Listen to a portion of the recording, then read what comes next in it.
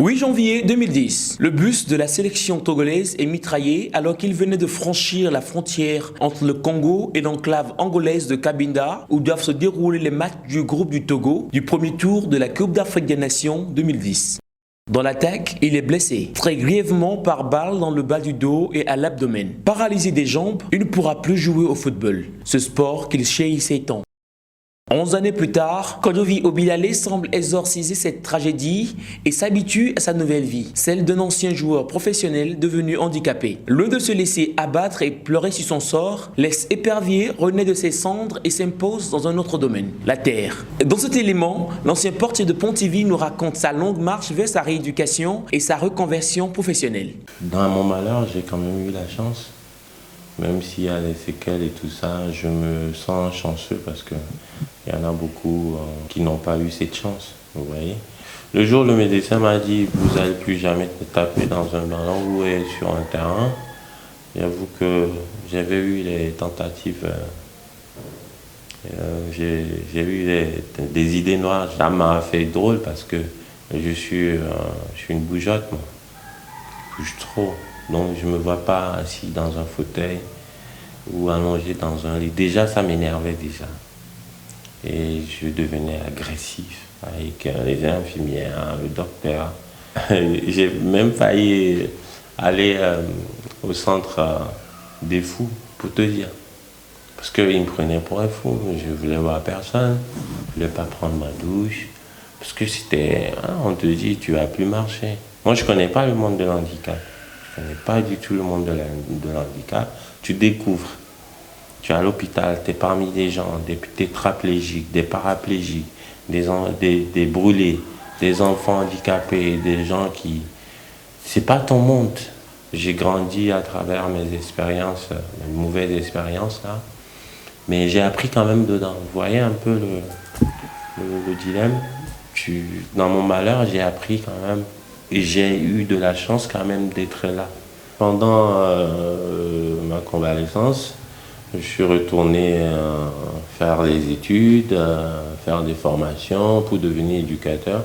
Cette force, je ne sais même pas d'où je purge cette force.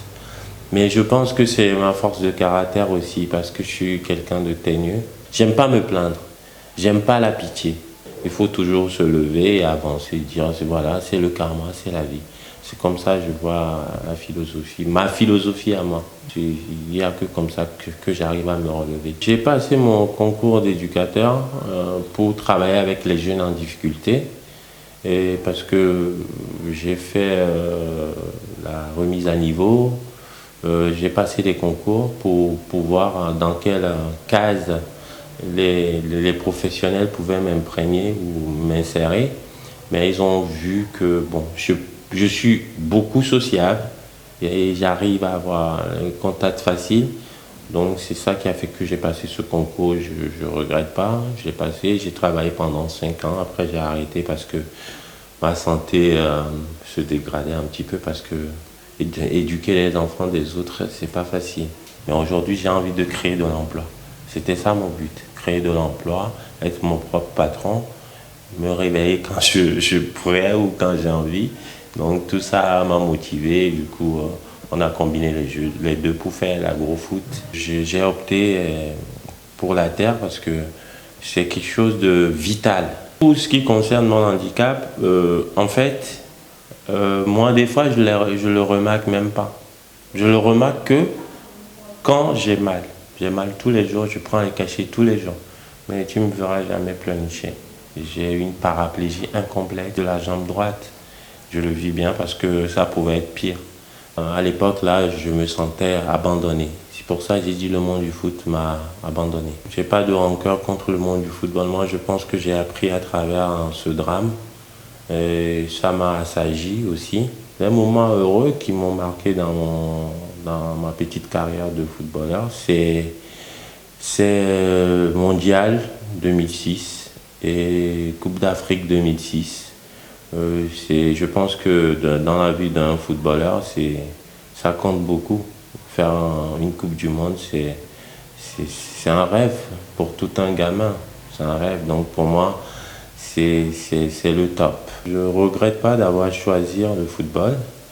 parce que c'est un choix que j'ai fait, c'était une passion, c'était quelque chose qui est ancré en moi, donc je ne pouvais pas m'échapper. Et c'était dur avec la famille et tout, mais bon, quand même, j'ai fait un choix et je ne le regrette pas aujourd'hui. Mais les conseils que je peux donner à mes jeunes frères, tu ne peux pas rêver sans travailler. Il faut travailler avec tes rêves en même temps. Ne pas se focaliser que sur le foot et avoir un bagage professionnel. Ça, c'est très important. Aujourd'hui, il y en a d'autres qui sont bacheliers, tout ça. Ils disent, moi, j'arrête. Je vais faire du foot. Tout le monde te dit que tu es bon.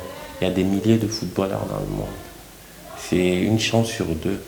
Tu seras choisi. Ou un jour, tu arrêtes, ménisque, double fracture périnée, et puis voilà, la carrière se stoppe. Donc, il faut qu'ils te préparent ça avant.